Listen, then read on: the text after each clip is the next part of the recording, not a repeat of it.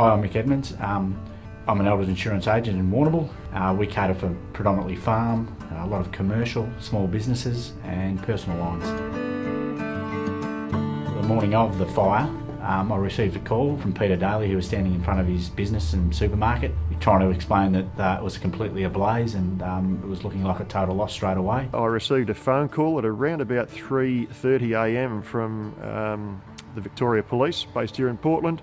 They said that I'd better get over here. You have a fire at your business and it's a fairly major fire. An electrical fluorescent light fitting caused the fire. It arced in the ceiling cavity and then took hold, unfortunately, above a section that contained aerosols and solvents, and essentially within 3 hours the store was pretty much destroyed. I was picturing, maybe we could be out of action for a couple of weeks.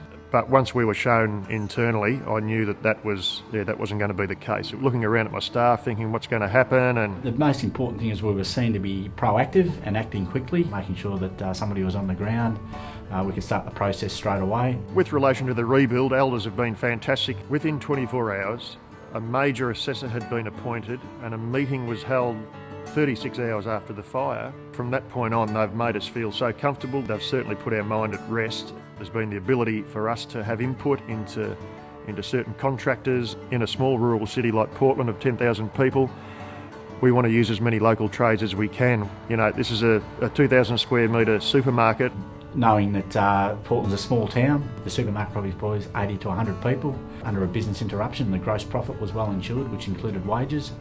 So within 3 or 4 days we had an emergency payment into their bank account of a significant amount, and that made sure that staff wages were looked after, creditors and suppliers were looked after, lease repayments and mortgages were looked after, even though the business wasn't generating any income. When I'm talking to clients, I try to get them to visualise what would happen once the fire trucks leave. They're standing there, as Peter Daly was, looking at his business burning to the ground.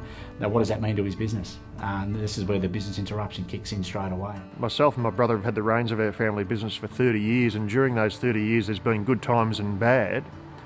But one thing that we've never skimped on, if we're looking to cut costs, insurance will always be one of the last things that we'll look at. Look, we're in a competitive market and I understand that. It's a very competitive industry, but what we can offer that the others can't is that real local face-to-face. We have the ability to be able to sit across the table or in the boardroom or out in the dairy or the wool shed, talk to clients, understand what they need, see their risk, advise, make recommendations. And I think probably business is moving away from that to their detriment, and we're going the other way.